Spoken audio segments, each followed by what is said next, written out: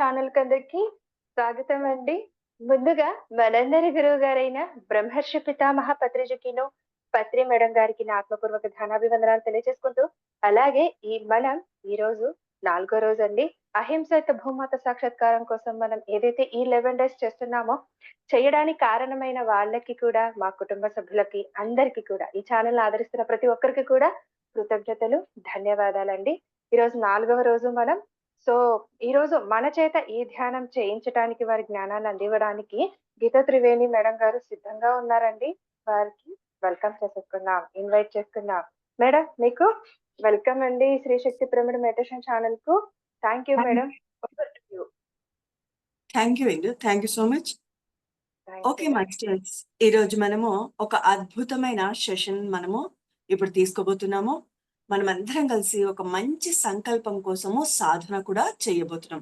మరి ఇటువంటి గొప్ప మార్గాన్ని మనందరికి ఇచ్చినటువంటి బ్రహ్మర్షి పితామహ పత్రిజీ గారికి, మనందరి గురువైనటువంటి బ్రహ్మర్షి పితామహ పత్రిజీ గారికి, పత్రి మేడం గారికి, సదానంద యోగి గారికి, నాకు ఆత్మజ్ఞానాన్ని ఇచ్చినటువంటి senior pyramid master Prabhakar Gupta గారికి, నాకు జన్మనిచ్చినటువంటి నా తల్లిదండ్రులైన చిత్రోత్తమ శివప్రసాద్ గారికి, నా ధ్యాన జ్ఞాన ప్రచారానికి సహాయ సహకరిస్తున్న పతిదేవునికి నమస్కరించుకుంటూ ఈరోజు సెషన్ స్టార్ట్ చేసుకుందాం. ఓకేనా? మరి ఈరోజు నాకు ఇచ్చినటువంటి అంటే ఒక మంచి సంకల్పంతో ఒక 11 డేస్ అనేసి ఒక అద్భుతమైనటువంటి సంఖ్యాగుణంతో ముందుకు తీసుకుపోతున్నారు. ఈరోజు 4th డే అని ఇప్పుడు ఎందుకు చెప్పింది. మరి అహింసాయుత భూమాత సాక్షాత్కారం కోసము, మరి ఈ భూమండలం అంతా అహింసామయం నుంచి మనము హింస నుంచి అహింస వైపు నడిపించాలి అనేది అందరి యొక్క సంకల్పం. ఎస్పెషల్లీ మనందరి గురువు అయినటువంటి బ్రహ్మర్షి పితామహ పత్రిజీ యొక్క గొప్ప సంకల్పం. 4 సంకల్పాల్లో ఒక సంకల్పం వచ్చి ఈ విధమైనటువంటి, మరి ఆ 4తో ఒకసారి గుర్తు చేసుకోవాలి కదా. ఈ జగమంతా ధ్యానమయం అవ్వాలి, జ్ఞానమయం అవ్వాలి, పిరమిడ్ మయం అవ్వాలి, అహింసామయం అవ్వాలి అని కోరుకున్నారు. అంటే హింస నుంచి విడబడాలి. హింస చూడో హంస పకడో అని అన్నారు.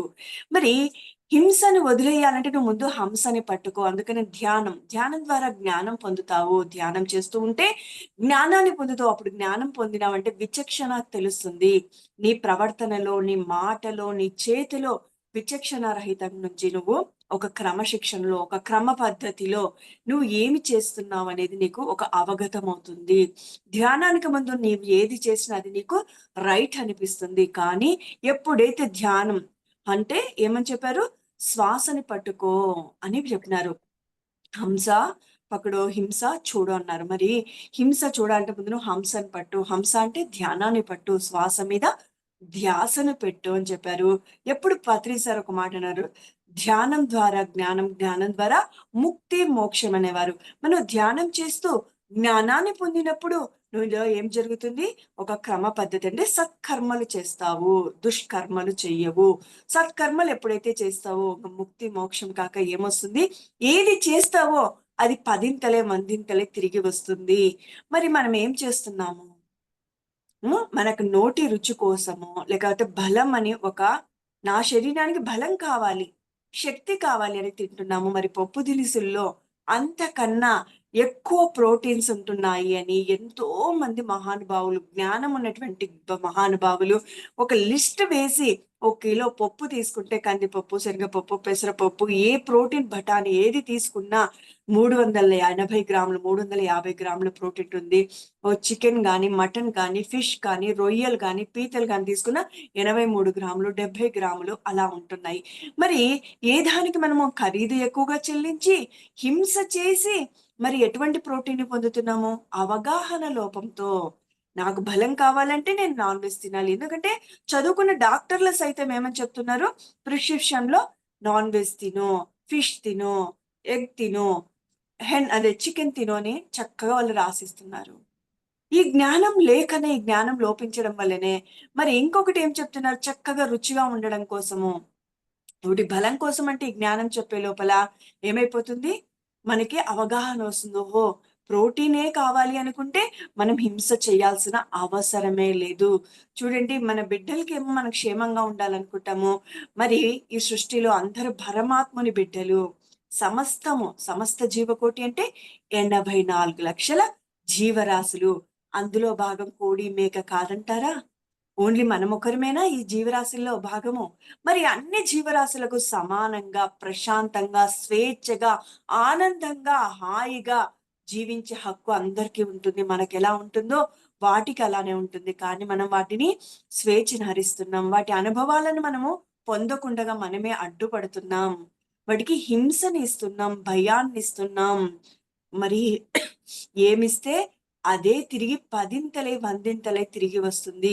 మన జీవితంలో బాధ ఉంది, దుఃఖం ఉంది, అనారోగ్యం ఉందంటే అన్నిటికి కారణమేమి? మన వాస్తవానికి మనమే సృష్టికర్తలము. తిరిగి తిరిగి మన గూటికే చేరింది ఆ పాపపుణ్యమంతా, కర్మఫలమంతా. మరి అందుకోసమనే ధ్యానం చేస్తూ ఇప్పుడు మొన్న కూడా అక్టోబర్ 2 శాకాహార ర్యాలీలు జరిగినాయి. ఏమి అక్టోబర్ 2 ప్రాముఖ్యత? గాంధీ జయంతి. గాంధీ జయంతి, గాంధీ మహాత్ముడు కూడా ఏమని చెప్పినాడు? హింస చేయమన్నాడా?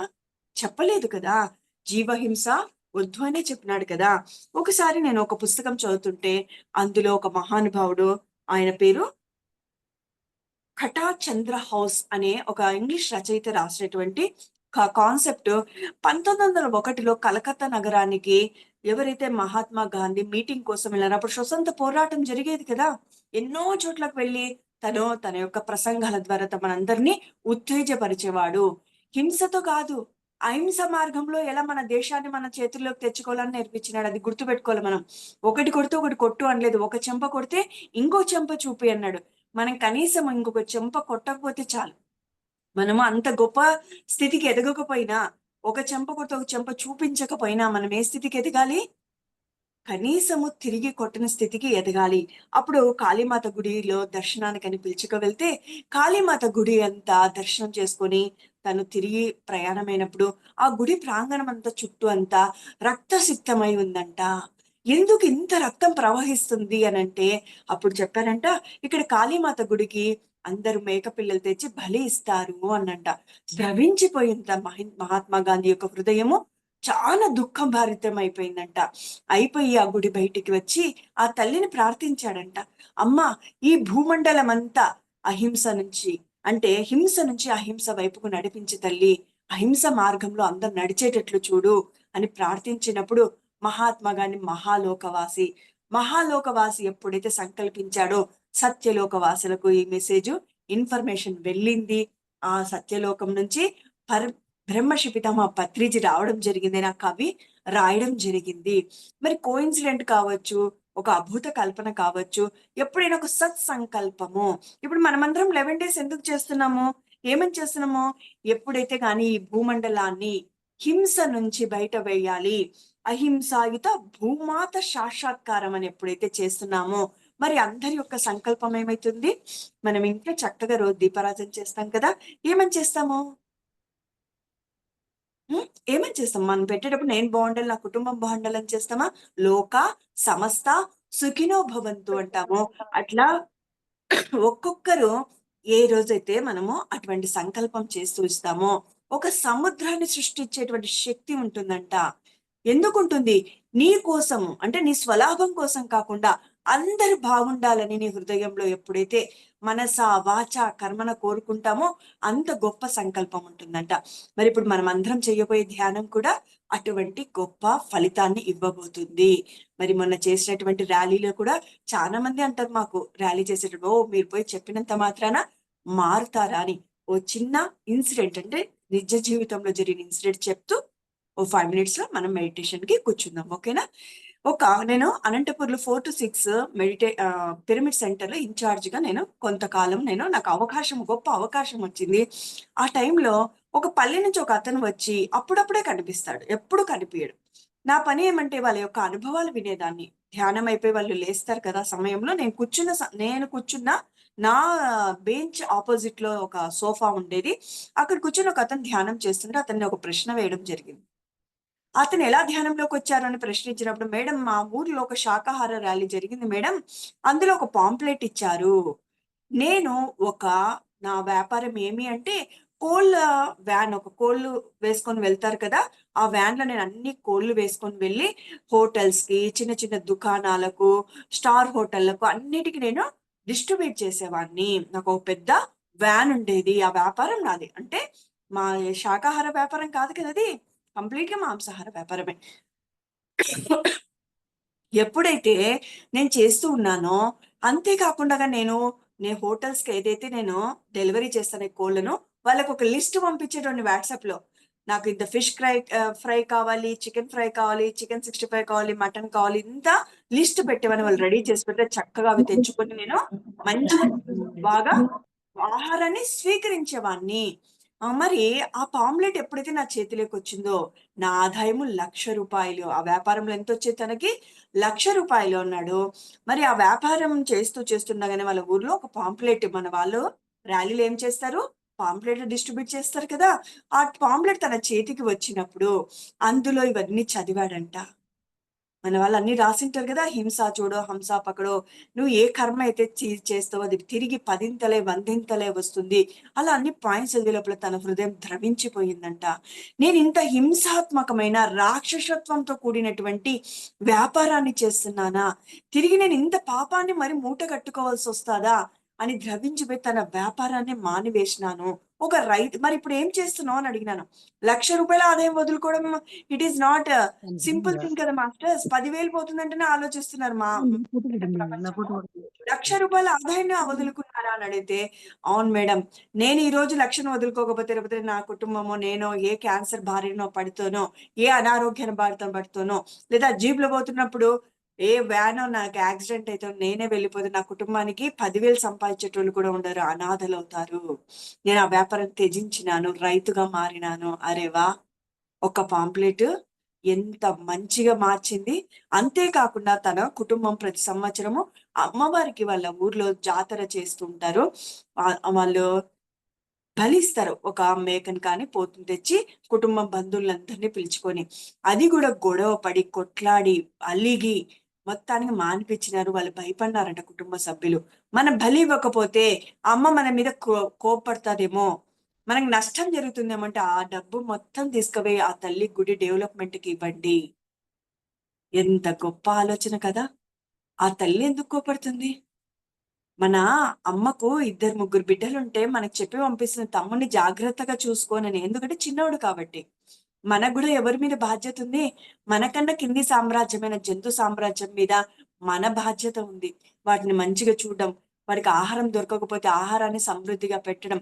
మనం గూడా ఎండాకాలం వస్తే వాటర్ పెడతాం, గింజలు పెడతాం. చానా మంది దగ్గర రోడ్డు పక్కన మా అడవులకు అంటే రోడ్ వెళ్ళే దారిలో అరటి పండ్ల గంపలు అవి తీసుకుపోయి పెడతారు కోతుల కోసం, వాటి కోసం. మరి అలా సంరక్షించాలి కానీ వాటిని భక్షించొచ్చా? మరి భక్షిస్తున్నాం కదా! మరి మనం ధ్యానం చేస్తున్నోళ్ళం ఎవరు భక్షించకపోవచ్చు. ఎవరైతే భక్షిస్తున్నారో వాళ్ళలో కూడా మార్పు రావాలి. ఇప్పుడు మనమందరం కలిసి ధ్యానం చేద్దాం. మనందరి యొక్క సత్సంకల్పము నెరవేరి తీరుతుంది. ఈ భూమండలమంతా చక్కగా అహింసామయమవుతుంది. మన పత్రిజీ యొక్క ఆశయం మనందరి బాధ్యత. మనందరి భుజాన మీదుంది. మనందరం అడుగడుగు ముందుకు వేస్తూ మన గురువుగారి యొక్క ఆశయాన్ని మనము నెరవేరుస్తాం. ఒక్క మహానుభావుడు 40 ఏళ్లు తిరిగి లక్షల మందిని అహింసా మార్గంలో నడిపించినప్పుడు ఇంత లక్షల పత్రిలు, కోట్ల మందిని మార్చాలంటారా? ఖచ్చితంగా మార్చగలుగుతాం. మార్చగలుగుతాం కాబట్టే తన బాధ్యత మన మీద పెట్టి తను ఇక్కడి నుంచి ఇంకో గొప్ప పని కోసం తన నిమగ్నమై పరలోకాలకు, ఉన్నత లోకాలకు, ఉన్నతమైన కార్యక్రమాల కోసం వైదొలిగినాడు మనందరి గురువైనటువంటి బ్రహ్మర్షి పితామహ పత్రిజీ. మరి అందరు చక్కగా స్పెట్స్ తీసేసి కాళ్ళు క్రాస్ చేయండి. చేతులు లాక్ చేయండి. హాయిగా కూర్చుందాం. మనలోకి మన ప్రయాణం, మనతో మన ప్రయాణం అందరూ ఒకసారి మనసులో చక్కగా సంకల్పించి ఏమని మరి ఏ ఉద్దేశంతో మనం ఇప్పుడు ఇక్కడ ధ్యానం చేస్తున్నామో, ఆ ఉద్దేశంతో మనం మనసులో చక్కగా ఒకసారి చెప్పుకోండి. ఎవరి యొక్క ప్రకంగా మనం చేస్తున్నటువంటి ధ్యానము ఎటువంటి ధ్యానము? గొప్ప ఫలితాన్ని ఇవ్వబోయే ధ్యానము.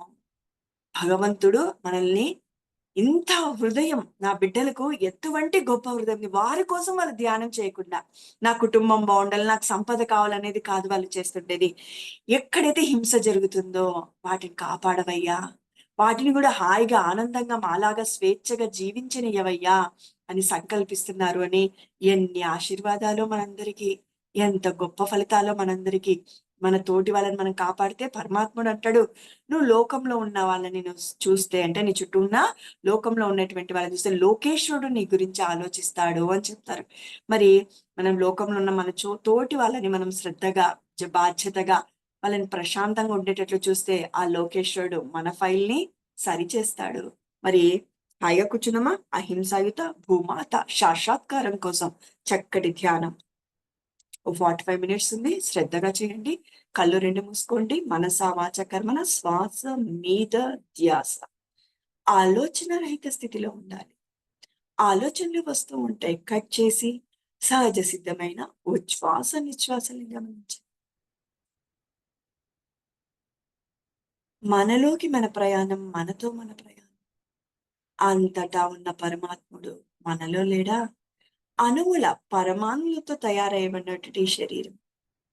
మరి ఈ శరీరంలో కూడా చక్కగా పరమాత్ముడు ఆత్మరూపేణ ఉన్నాడు కదా! మరి ఎక్కడో ఉన్నాడు భగవంతుడు అని పరుగులెత్తడం ఎందుకు మాస్టర్స్? మనలో ఉన్న పరమాత్ముని సన్నిధికి మన ప్రయాణం. మనతో మన ప్రయాణం. దైవ నామాన్ని కానీ, రూపాన్ని గాని ఉచ్చరించరాదు. అప్పుడు మరి మనసు పని చేస్తుంది. మనసు పని చేస్తే విశ్వశక్తిని గ్రహించలేవు కదా! హాయిగా కూర్చోవడం. ఆలోచనలు వస్తుంటే గమనించడమే. కట్ చేస్తూ సహజసిద్ధమైన ఉచ్ఛ్వాస నిశ్వాసాలన్నా మనము గమనించాలి. లేదా ఆలోచన ఉధృతి పెరుగుతుంది అంటే గమనిస్తూ ఉండడం. వాటితో ప్రయాణం చేయొద్దండి. వాటితో ప్రయాణం చేయొద్దండి.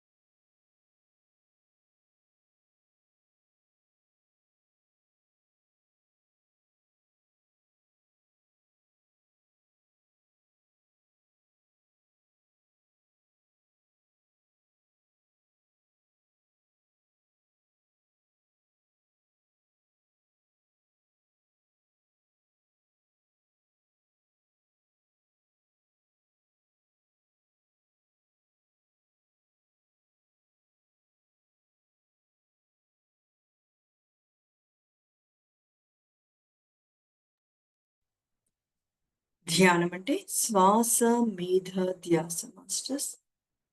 ఎంతో అద్భుతమైనటువంటి, చక్కటి, ఒక సదుద్దేశంతో చేస్తున్నటువంటి ఓ గొప్ప కార్యక్రమం మాస్టర్స్. హాయిగా, ప్రశాంతంగా మనలో మనం హాయిగా కూర్చుందాం. మనతో మన ప్రయాణం మాస్టర్స్. మనతో మన ప్రయాణం మాస్టర్స్. అద్భుతమైనటువంటి సంకల్పానికి మన వంతు మనం చేసే కృషి. చెయ్యి చెయ్యి కలిస్తే ఓ మహాపర్వతాన్నైనా మనం పెకిలించొచ్చు అంటారు కదా! మరి అందరం కలిసే ఈ సత్సంకల్పము ఎందుకు నెరవేరదు? అద్భుతంగా నెరవేరుతుంది. మహాసంకల్పంగా మారిపోతుంది.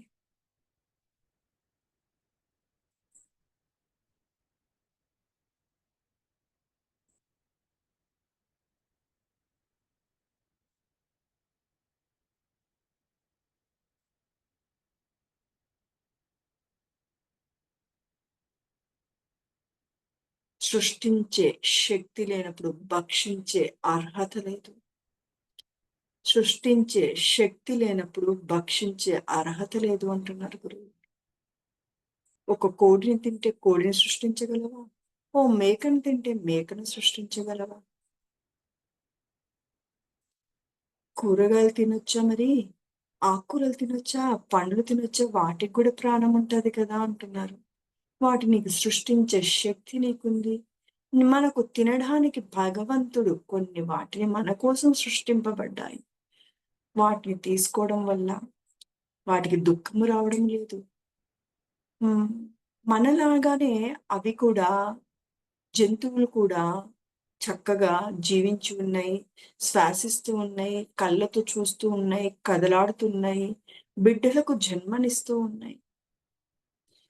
జంతు సామ్రాజ్యము జంతువులకు, మనకు ఆహారంగా ఆ భగవంతుడు సృష్టించినటువంటి సృష్టిలో భాగమైనప్పటికీ, వాటిని సృష్టించే శక్తి మనకున్నప్పుడు, వాటిని స్వీకరించే అర్హత మనకుంది.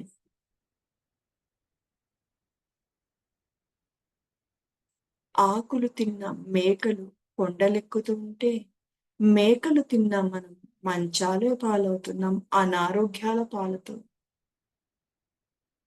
పెద్ద పెద్ద రోగాలు, పెద్ద పెద్ద పాపాలకు, చిన్న చిన్న రోగాలు, చిన్న చిన్న పాపాలు.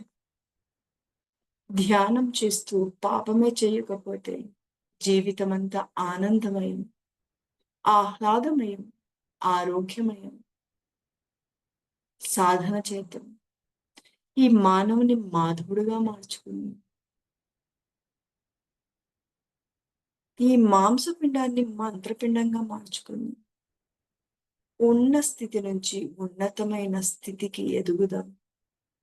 మన మాటలు, మన ప్రవర్తన, మన చేతలు కూడా హింసలో భాగమే మాస్టర్స్. మాంసాహారులు ఒకటే కాదు హింస చేస్తుండేది.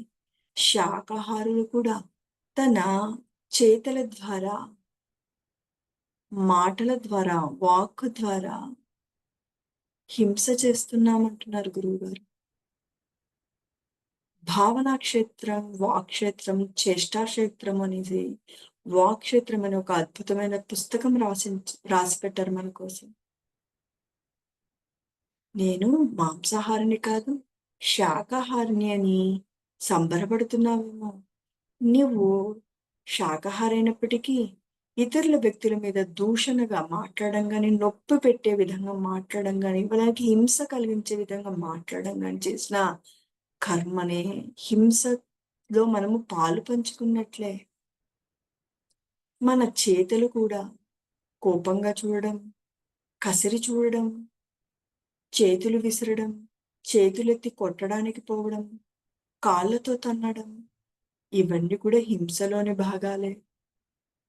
మాంసం తింటేనే నువ్వు హింస చేసినట్టు కాదు. నీ వాక్కు, చేష్ట కూడా నువ్వు సరి చేసుకోవాలని చెప్తున్నారు గురువుగారు. ధ్యానం చేస్తూ జ్ఞానాన్ని పొందినప్పుడే హింసను వదులుతాము. ఆ హింసా మార్గంలో నడుస్తాము. ధ్యానం చేయంది జ్ఞానము రాదు. జ్ఞానము లేనిది సరి అయిన కర్మలు చెయ్యలేము.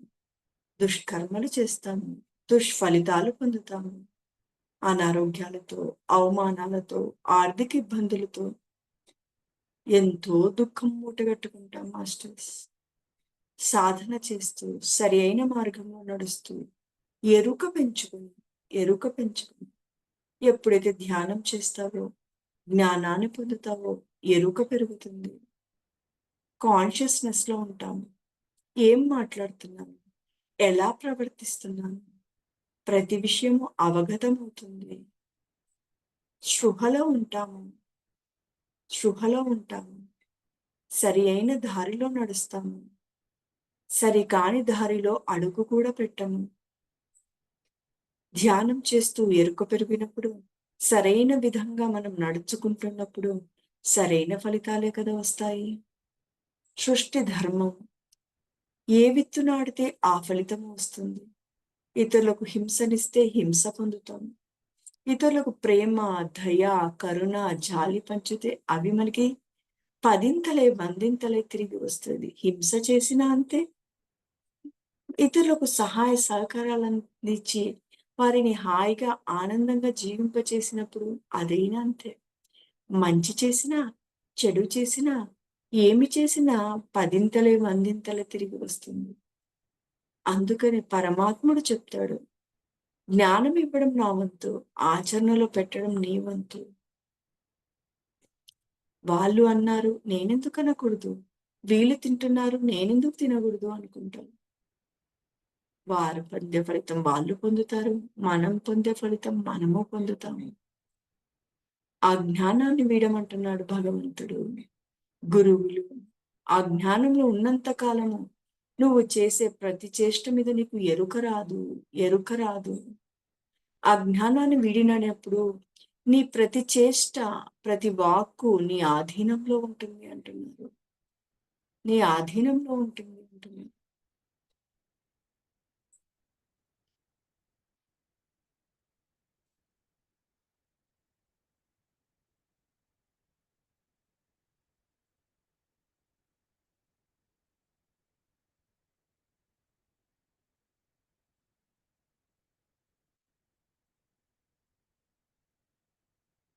గాంధీ చెప్పిన, పత్రిజీ సార్ చెప్పిన, రమణుడు చెప్పిన, బుద్ధ భగవానుడు చెప్పిన, కాశిరెడ్డి నాయన చెప్పిన, రామకృష్ణ పరమహంస చెప్పిన, అందరు చెప్పినా, ఎవ్వరు చెప్పినా హింస మార్గాన్ని వదలమనే చెప్తున్నారు. నువ్వు ఆనందంగా, హాయిగా, ప్రశాంతంగా జీవించాలంటే సరి అయిన దోవలో నడవమంటున్నారు. అంటే రాళ్ళు, రప్పులు, ముల్లులు లేని దోవన అని కాదు. దుర్మార్గపు పనులు చెయ్యవద్దు అని అర్థం. ఇతరులను హింసించి ఆనందించొద్దు అని అర్థం. నీ జిహ్వ ఆనందం కోసం ఇతర జీవులను హింసించి భక్షించొద్దు అని అర్థం. నీ పేరు ప్రతిష్టల కోసం, నీ గొప్పల కోసం జీవులను బలి ఇవ్వద్దు అని బోధిస్తున్నారు. నువ్వు ఎలా జీవించడానికి ఈ భూమి మీదకి వచ్చావో అవి కూడా అలానే వచ్చాయి. వాటి అనుభవాలను పొందడానికి వచ్చాయి అని చెప్తున్నారు. వారి యొక్క పరిణామ క్రమంలో భాగంగా అన్ని జన్మలెత్తుతూ ముందుకు సాగిపోవాలి. వాటి యొక్క పరిణామ క్రమంకు అడ్డుపడొద్దు అని చెప్తున్నాను. మనం నడుస్తున్న దారిలో ఎవరైనా అడ్డుపడితేనే మనకు కోపం వస్తుంది. తిరగబడతామే. తిరగబడడానికి చాతకాని మూగజీవులు, వాటి బాధని వెళ్ళకక్కలేని మూగజీవులు, ప్రతిఘటించడానికి చాతకాని మూగజీవులు, వాటి మీదనా మన ప్రతాపం? ఎంత దుర్మార్గులం, ఎంత రాక్షసత్వం మనలో ఉంది. 2 కొమ్మలు, 2 కూరలు ఉంటేనే రాక్షసులం కాదు. మన ప్రవర్తన కూడా రాక్షసతంగా ఉందా? దైవంగా ఉందా? అని మనం చేసే చేతలలోనూ, వాక్కులోనూ ఉంటుంది. మన వాక్కును బట్టి, చేష్టను బట్టే చెప్పొచ్చు. దైవానివా? లేకపోతే రాక్షసుడివా అని.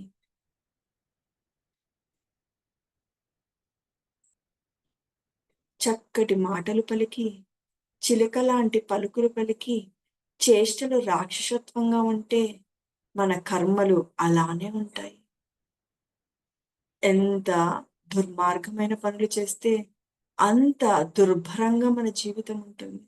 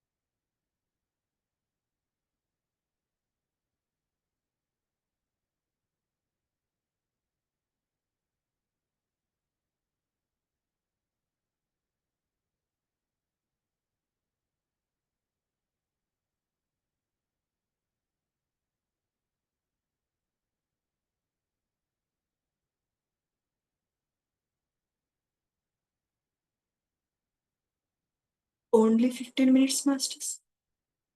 శ్రద్ధగా, ఇష్టంతో మనందరి సంకల్పం నెరవేరాలనే ఒక చక్కటి హృదయపూర్వకంగా మనస, వాచ, కర్మన మనము ఆ విశ్వానికి మొరపెట్టుకుంటున్నాం.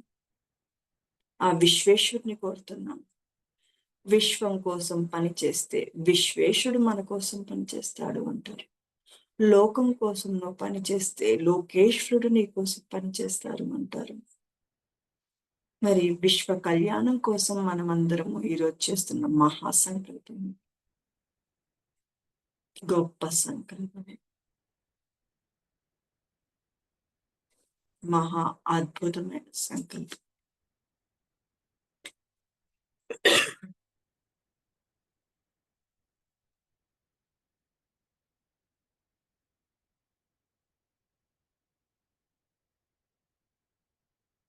ఖనిజ, వృక్ష, జంతు, మానవ సామ్రాజ్యాలు, జంతు సామ్రాజ్యం దాటుకొని మానవ సామ్రాజ్యాన్ని అడుగుపెట్టావు.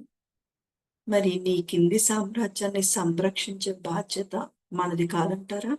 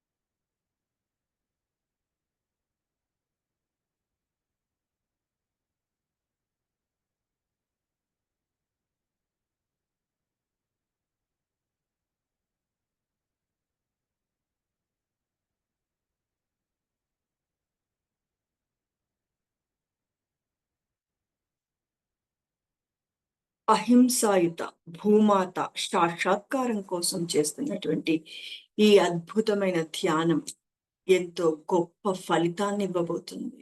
ఎంతో గొప్ప ఫలితాన్ని ఇవ్వబోతుంది.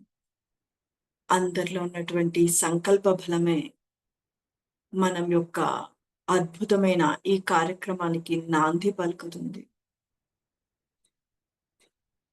అందరి యొక్క హృదయంలో హింస విడనాడాలని, ఆ హింసా మార్గంలో నడవాలని సంకల్పించినాము.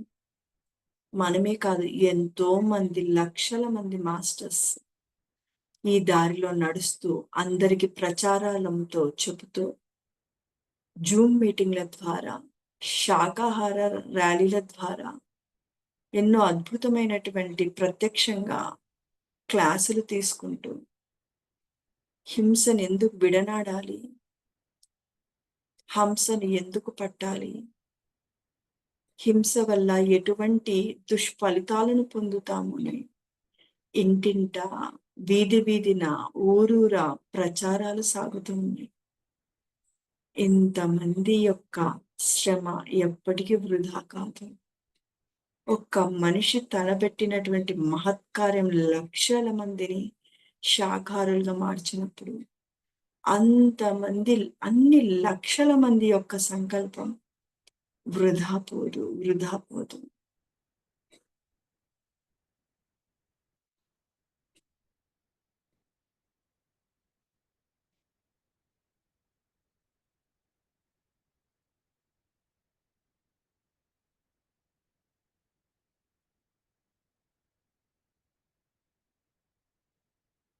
సాధన చేయడం మొదలు పెడితే మనలో ఉన్న సరికాని అలవాట్లు అవే మెల్లిగా విడనాడబడతాయి.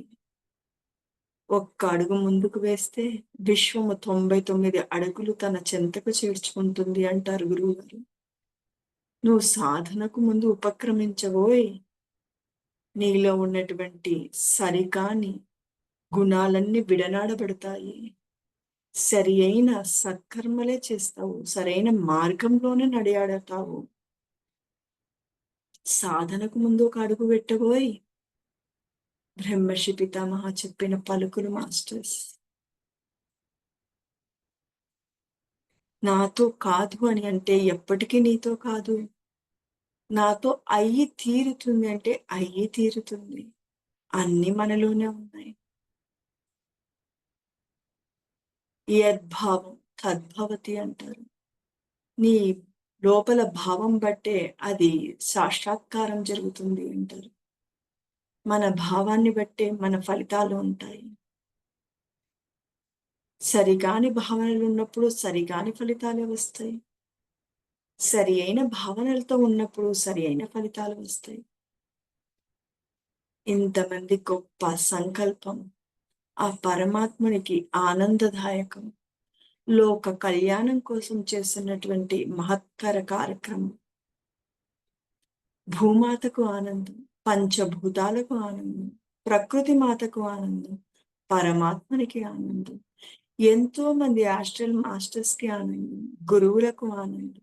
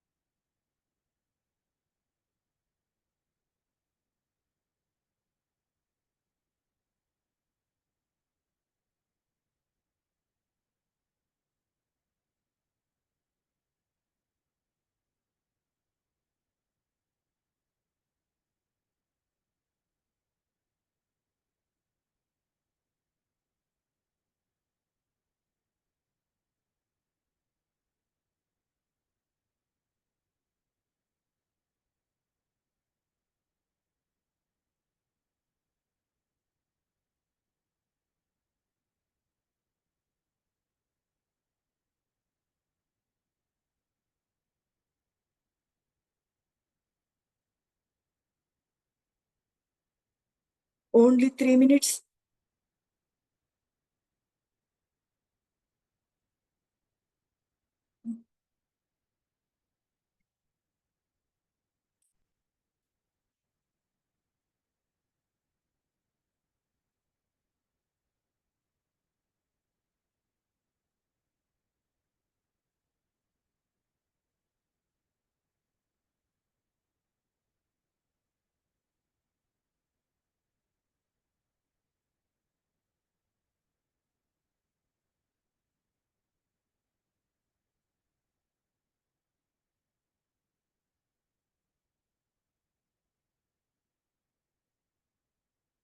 Only 1 minute masters.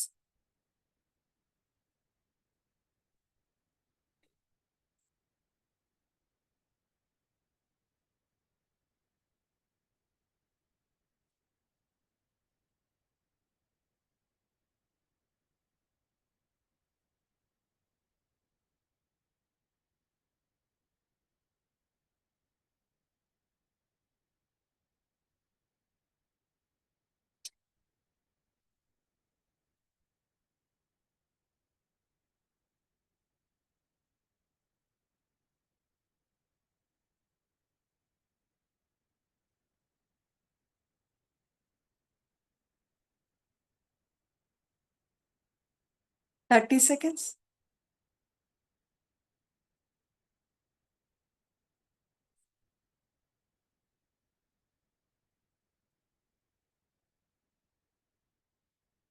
టెన్, 9, 8, 7, 6.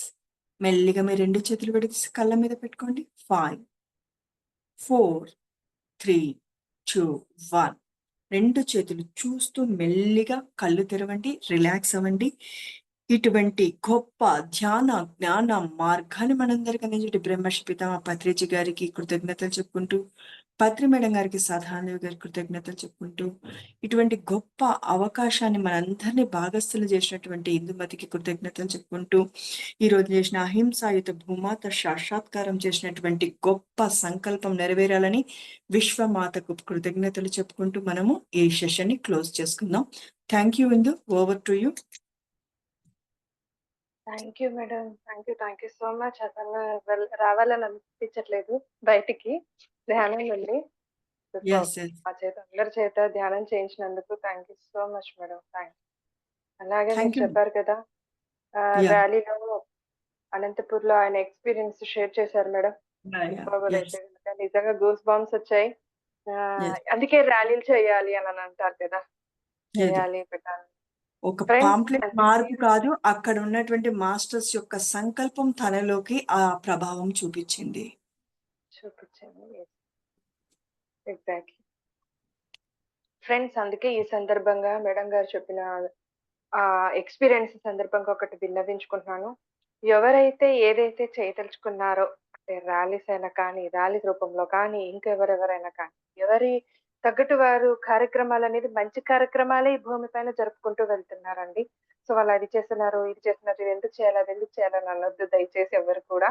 ఎందుకంటే ఎవరికి ఇదితో తోచిన విధంగా చేసుకుంటూ వెళ్తున్నారు. చూడండి ఇప్పుడు ఎంత మంచి ఫలితాన్ని ఇచ్చిందో. ఆ ఫలితం అద్భుతమైనది. ఎలా వచ్చింది మరి ఆ ఫలితం?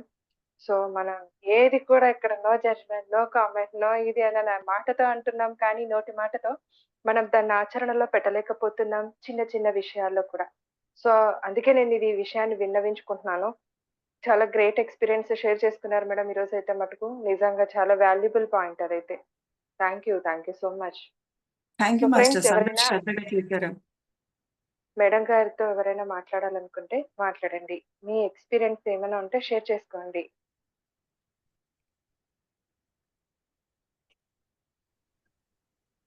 నమస్తే మేడం. నమస్తే గీతా మాస్టర్. యా ఆ, madam. Yeah madam. Vijayalakshmi madam. మీ ఫ్యామిలీలో కూడా చేంజ్ మంతెల సత్యనారాయణ గారి లిస్టుతో మీ పిల్లల్లో కూడా మేడం. మార్పు రావడం జరిగింది. అది నా సొంత అనుభవం. అవును మేడం. చాలా చక్కగా అద్భుతం. ఆ నాకు ఈ యొక్క అబ్బాయి ఆ విధంగా అడిగేవాడు మేడం. బలం కోసం తినాలి అన్నప్పుడు నేను ఒక లిస్ట్ పంపించాను అబ్బాయికి, మంతెల సత్యనారాయణది. అప్పుడు అబ్బాయికి రియలైజేషన్ వచ్చింది మేడం. నాకు బలం కోసం నేను ఇవన్నీ తింటున్నాను అనుకున్నాను కానీ అనేవాడు. ఈ యొక్క చాలా చాలా ఆరాటము, చక్కగా. తల్లి యొక్క ఆరాటము అన్ని మేడం. కలిసి వచ్చి ఆ బిడ్డలు మారారు. అవును మేడం, ఖచ్చితంగా మీరు అన్న మాట నిజం మేడం. సత్యంగా రియల్ గా జరిగింది. నువ్వేమి ఇంత ఆందోళన పడుతున్నావు, ఏం కాదు, కంపల్సరీ పిల్లలు అనుకున్న మారుతారు. రీతిలోనే అన్నారు అన్నట్లనే నిజం జరిగింది మేడం. నిజంగా అన్ని వింటున్నాడు, చేస్తున్నాడు, వస్తున్నాడు, కానీ ఇదొక్కటి ఏంటబ్బా అనుకునేదాన్ని. కానీ మీరు అన్నట్ల నేను నిదాన పడినాను. ఖచ్చితంగా అనుకున్నట్లనే పూర్తిగా శాకాహారిగా అయిపోయినారు మేడం మేమంతా, మా సూపర్ కుటుంబం మొత్తం. అద్భుతంగా జరిగింది. ఇంకా శాకాహార కొన్ని కుటుంబంగా మారిపోయారు మీరు. మారిపోయారు. అవునమ్మా. మేడం వర్క్ కూడా చాలా అద్భుతంగా చేస్తున్నారు. ముందు మీరు యూనిఫామ్ గా వెళ్తున్నారు చూడండి మేడం, అది నాకు మీకు చేతులెత్తి ప్రణామాలు చేస్తున్నాను. మీరు సరే యూనిఫామ్ మేడం. తోనే వెళ్ళాలని నా కోరిక. అప్పుడే అందరిలో ఒక పోలీస్ మేడం. అధికారి చేస్తున్నారు ధ్యానము, ఆ, ఆ, అంతలేంది చెయ్యరు అనేది అమ్మా. తెలుస్తుంది. అందుకని నేను ఉమ్, చెప్పాను మీకు, మేడం ఉమ్. దయచేసి యూనిఫామ్ తోనే వెళ్ళండి అని. అది కూడా నాకు డ్యూటీ తెలియకుండానే చేస్తూ అలాగే రెడీ తనకి అవుతున్నా. సమయం అలాగే వెళ్తున్నాను దొరికినప్పుడంతా మేడం. డ్యూటీ చేస్తే అలాగే వెళ్ళిపోయి చెప్పొస్తా అన్నారు మేడం. బాగుంది డ్యూటీ అలాగా. లేకపోయినా యూనిఫామ్ వేసుకోపోండి. ఆ, ఓకే మేడం. డ్యూటీ అలాగే లేకపోయినా యూనిఫామ్ పోతున్నాను. వేసుకోండి. ఇంకా మాటలు లేవు మేడం వాళ్ళల్లో. చాలా వాళ్ళల్లో వాళ్ళే చూసానా? సరిగా అంత స్పందన వస్తా ఉంది. ఇక్కడ కూడా కాదు, వేరే ఊరికెళ్ళి చెప్పడం కూడా జరుగుతా ఉంది. మొన్న అవును. పోయింది బెల్లంచెర్లకి madam. Yeah 3 times. Bedamcherla teachers. ఆ, అదైతే నాకైతే వండర్ మేడం. నాకైతే పిల్లలు పోయి పెద్దలు అయిపోయినారు. ఈ పెద్దలకి నేను చెప్పడం ఏంది, నాకేంది ఇది. మరి ఆ పెద్దల చేతుల్లో వందల మంది పిల్లలు తయారవుతారు మేడం. అది నేను ఒకసారి అనుకున్నా మేడం. మొన్నటి వరకు పెద్దపాడు, తర్వాత కొన్ని కొన్ని సి క్యాంపు సెంటర్స్, వీళ్ళన్ని స్కూళ్ళలో చేస్తూ చేస్తూ ఉమ్. వేదంచలు కూడా ఎన్నో స్కూల్ చేశాను. కానీ ఇంత పిల్లలకే చెప్తున్నాం కదా, ఒకసారి టీచర్స్ కన్ని గ్యాదర్ చేసి చెప్తే ఎంత ఉమ్. బాగుంటది కదా, అక్కడి నుంచి కూడా వస్తే బాగుంటదేమో అని ఉమ్. అనుకున్నాను అంతే. అని నిజంగా ఇలా పిలిపిస్తారు, వాళ్ళు ఇట్లా గ్యాదర్ చేస్తారు, ఆ హెచ్ఎం సార్ ఇట్లా పిలిపిస్తారని నేను అనుకోలేదు మేడం. Yes. 35 మెంబర్స్ టీచర్స్ కి చెప్పడం అంటే అది నిజంగా నేను ఏదైతే అనుకున్నానో అదే జరగడం జరిగినసరికి ఇంకా హ్యాపీ అనిపించేసింది మేడం. మేడం, అద్భుతం. ఆ పిల్లల కంటే ఆ టీచర్స్ కి చాలా ముఖ్యం. మీరు చాలా అంటే చాలా మంచి పని చేస్తారు అక్కడ.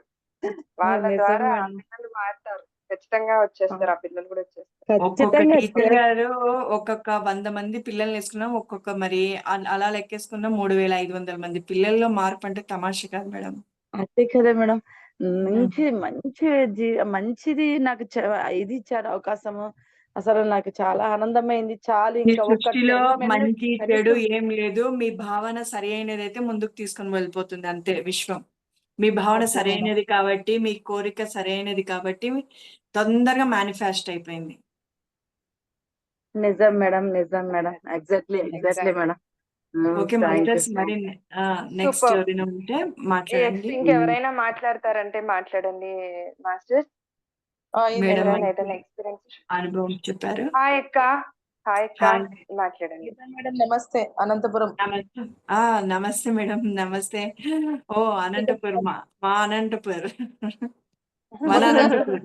వచ్చాను మీ ఇంటికి. వచ్చారా? Okay okay. మొదటిసారి ఎంబడి వచ్చాను. నా పేరు ఉమా అని చెప్పాను. మీతో ఛాన్స్ చెప్పి మాట్లాడాను నేను. Okay madam. Okay madam. సంతోషం మేడం. చాలా రోజులకు మాట్లాడుతున్నాం మనం. ఓకే. బాగున్నారు చాలా కదా? బాగా చెప్పారు అన్ని మేడం. సక్రమంగా. Okay madam. డన్. చాలా చెప్పండి మేడం. అద్భుతంగా వివరించారు. ఎలా వెరీ గుడ్. ఎలా అంటే మనం హింస ప్రవృత్తిలో ఉన్నాం కానీ జీవ హింస చెయ్యం, కానీ మనసుతో మాటతో ఎలా చేస్తాం. వాక్కుతో చేష్టతో చేస్తారు పత్రిసారి ఛాన్సాలు చెప్తా. నేను శాకాహారిగా మారిపోయానంటే నీ వాక్కు చేష్ట కూడా కౌంటే, అది కూడా హింసనే. చాలా మంది మాటలతోనే చేతులతోనే చాలా హింస ఇస్తుంటారు. కత్తి చాలా కన్నా చాలా ప్రమాదమైనది వాక్కు. ఆ వాక్కు నువ్వు సరి చేసుకో, అది కూడా హింసనే అని చెప్పేవారు. అబ్బా, నేను ఎందుకంటే వైశ్యాసు, నేను మాంసాహారి కాదు అమ్మయ్య అనుకుంటున్నప్పుడు ఈ మాటలన్నీ విన్నప్పుడు, అమ్మో మన వాక్కు చేష్టలు కూడా సరి చేసుకోవాలి, అది కూడా హింసనే అని అప్పుడు నేను వాక్క్షేత్రం నా చేతికి ఆ పుస్తకం వచ్చింది. అదే వాక్క్షేత్రంలో అద్భుతమైన భావనా క్షేత్రం, వాక్క్షేత్రం, చేష్టా క్షేత్రం 30 పేజీసే ఉంటాయి. అద్భుతమైన జ్ఞానం ఉంటది. చాలా మంచి బుక్ మేడం. వాక్క్షేత్రం సార్ 30 పేజీలైనా 30 జన్మలకి అర్థమయ్యేలా. సరిపోయింది. ఎస్. ఎందుకంటే ఆ వాక్ క్షేత్రం అనేదే మనం ఇప్పుడు చాలా పిల్లలకి కూడా నేర్పించాల్సిన విషయం మేడం. ఎందుకంటే అవును. వాళ్ళకు కూడా తెలీదు ఈ వాక్ ఇలా మాట్లాడాలని. ఇప్పుడు మనమే పాటించకపోతే మనల్ని చూసి మన వాళ్ళు పిల్లలు కరెక్ట్ మేడం. మన ప్రవర్తననే పిల్లలు రేపొద్దున వాళ్ళలో ఏది ఉన్నా ప్లస్ గాని మైనస్ గాని మన నుంచి నేర్చుకునేది అది. ముందు మనం ఇప్పుడు మారితే మన చుట్టూ ఉన్న ప్రపంచం అంతా మారుతుంది. వాళ్ళు రెడీగా ఉంటారు మేడం. మనల్ని కాచుకొని ఉంటారు అనమాట.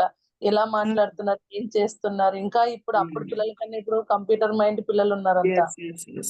ఇంకా మనం ఎలా ఉండాలంటే మన అమ్మోళ్ళ ముందర మత్సంగా ఉండాలి, మన పిల్లల దగ్గర మత్సంగా ఉండాల్సిన పరిస్థితి వచ్చింది. Correct madam.